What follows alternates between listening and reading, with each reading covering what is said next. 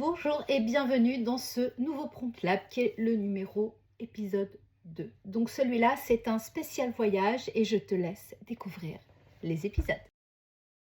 Est-ce que tu sais que la meilleure période pour visiter une destination et la moins chère ne sont presque jamais le même mois? Quand on cherche quand partir, on regarde la météo, parfois les prix, rarement les deux en même temps, et on ne pense jamais à croiser ça avec les événements locaux, les fêtes nationales ou les saisons touristiques. L'IA peut faire tout ça en une seule réponse. Je te montre ça. Donc je lui assigne le rôle d'expert en tourisme international, spécialiste de la climatologie des destinations de voyage et de l'analyse des tendances tarifaires. Donc je lui explique que je vais partir 15 jours au Brésil, les dates envisagées, les activités, ce que je veux éviter, mon budget d'hébergement par jour. Et donc, pour chaque période, analyse donc la météo, l'affluence touristique, l'impact sur les prix, les événements locaux, les activités spécifiques. Donc voici son diagnostic. Comme tu peux le voir, il me propose plusieurs choses avec donc plusieurs régions, parce que le Brésil est quand même un pays assez grand, avec les périodes pour chaque région, que ce soit pendant les vacances scolaires ou hors vacances scolaires, ce qui ne fonctionne pas, les options possibles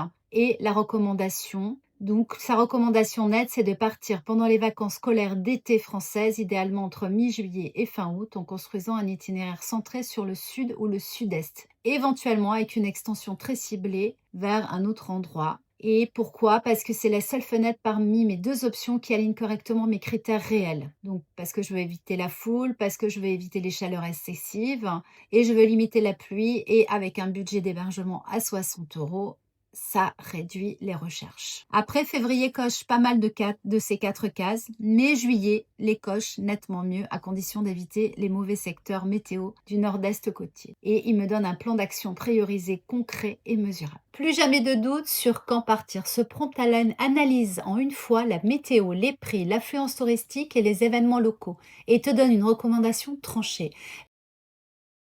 Tu cherches des vols pendant des heures et tu finis quand même par avoir l'impression d'avoir payé trop cher.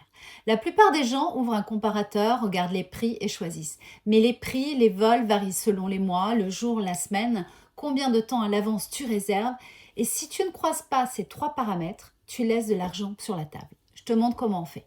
Donc, je lui donne le rôle, tu es expert en stratégie de voyage aérien et optimisation de prix. Je lui demande donc les mois les moins chers, les jours les plus avantageux, la fenêtre de réservation idéale et les aéroports alternatifs à considérer. Voilà ce que l'intelligence artificielle me répond. Sur cette route, Bordeaux est structurellement moins cher, plus de vols, parfois directs, alors que Biarritz impose presque toujours une escale. Les meilleurs mois, on est sur du mars, avril, mai. Les pires, on le sait tous, c'est juillet, août. Et le vrai levier, il faut éviter le week-end. Il faudrait partir mardi ou jeudi et revenir mardi ou mercredi. Et surtout, regarde les escales intelligentes. Donc Barcelone est souvent le meilleur plan. Tu combines 2 vols peu chers au lieu d'un seul trop cher. Pour le timing, printemps est réservé 2 à 3 mois à l'avance. Pour l'été, il faut anticiper de 4 à 6 mois, sinon forcément tu subis les prix. En clair, Bordeaux, milieu de semaine, réservation anticipée, Barcelone en plan B, c'est la meilleure stratégie. Ce prompt m'a économisé des heures de recherche et probablement plusieurs centaines d'euros. Tu arrives au Pérou et tu réalises que tu as oublié le médicament contre l'altitude, que tu n'as pas le bon adaptateur de prise et que tu n'as rien de correct pour visiter une communauté locale. La liste des bagages génériques sur les blogs de voyage, elles sont faites pour tout le monde, donc pour personne. Ce dont tu as besoin, c'est une liste calibrée sur ta destination exacte, ton mois de départ, tes activités et tes contraintes. Et c'est exactement ce que l'IA peut faire. Je te montre ça. Donc je lui donne son rôle d'expert en préparation de voyage et en logistique de bagages, spécialiste des destinations à contraintes spécifiques, altitude, chaleur extrême, code vestimentaire culturel, risques sanitaires. Je lui explique le voyage où je pars. Donc là, on part au Costa Rica 15 jours en juillet. Je lui demande donc pour les conditions, les températures et conditions météo attendues, les écarts de température entre jour et nuit, de prendre note des codes vestimentaires locaux à respecter, des documents et équipements spécifiques à cette destination et des objets que la plupart des voyageurs oublient pour cette destination spécifique. Donc, voici son diagnostic pour un bagage cabine de 15 kilos pour 15 jours, tout en étant minimaliste. Franchement, il vaut mieux pour 15 jours. Donc, il me donne le nombre de t-shirts, de débardeurs, de chemises, la veste imperméable, bref, il me donne plein d'exemples, le nombre de maillots de bain, de paréos ou foulards multifonctions, ainsi que pour les chaussures, les accessoires du climat tropical, la trousse de toilette aussi tropicale minimaliste, l'électronique et accessoires, les documents indispensables et les objets que beaucoup de voyageurs oublient au Costa Rica. Et ce que je peux acheter facilement sur place, comme par exemple de la crème solaire anti-moustique, chapeau, tongs, etc. Et il me fait le poids cabine réaliste. Donc, ça serait un bagage total estimé entre 10 et 12 kilos. J'utilise ce prompt avant chaque voyage maintenant. La version complète et les variantes pour les risques sanitaires, les escales et les voyages solo, c'est dans le Prompt Lab et le lien est en description.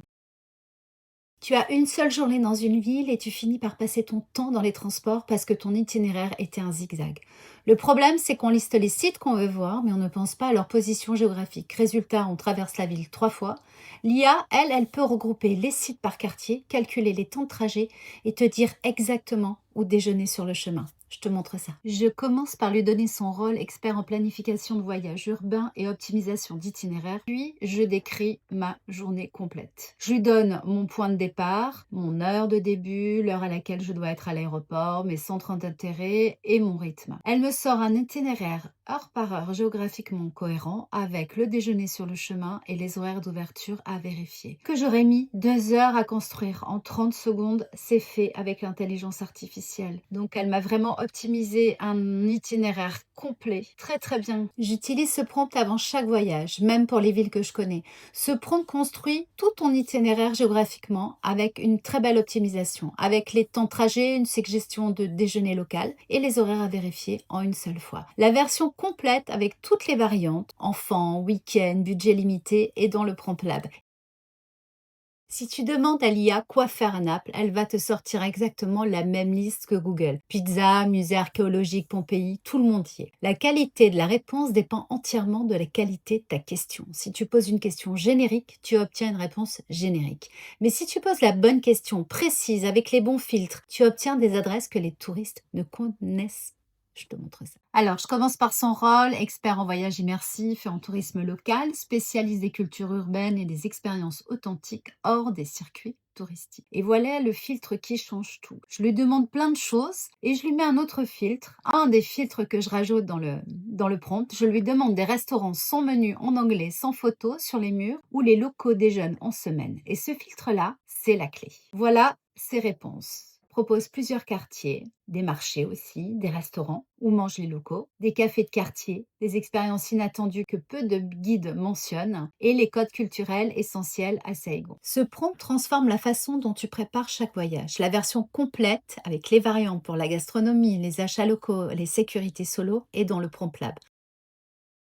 Dans un restaurant chinois, le menu est entièrement en chinois manuscrit et tu pointes du doigt au hasard en espérant que ça soit bon. La traduction automatique avec Google Translate, ça donne le nom du plat, mais un plat traduit mot à mot, ça ne te dit pas toujours ce que c'est, si c'est épicé ou si ça contient quelque chose que tu ne veux pas manger. Ce qu'on veut, c'est une vraie description et pas juste des mots. Alors, je te montre comment on fait. Alors, je prends une photo, je la glisse dans l'intelligence artificielle et je lui donne son rôle, expert en gastronomie internationale et traduction culinaire. Et je lui demande une traduction complète. Donc, comme tu peux voir, pour chaque plat, il y a le nom, la description, le niveau d'épices, les allergènes et une note si c'est une spécialité de la maison. En quelques secondes, j'ai la traduction complète avec description et niveau d'épices. Et je sais exactement ce que je commande. Ce prompt fonctionne pour n'importe quelle langue, les menus, les panneaux, les documents administratifs.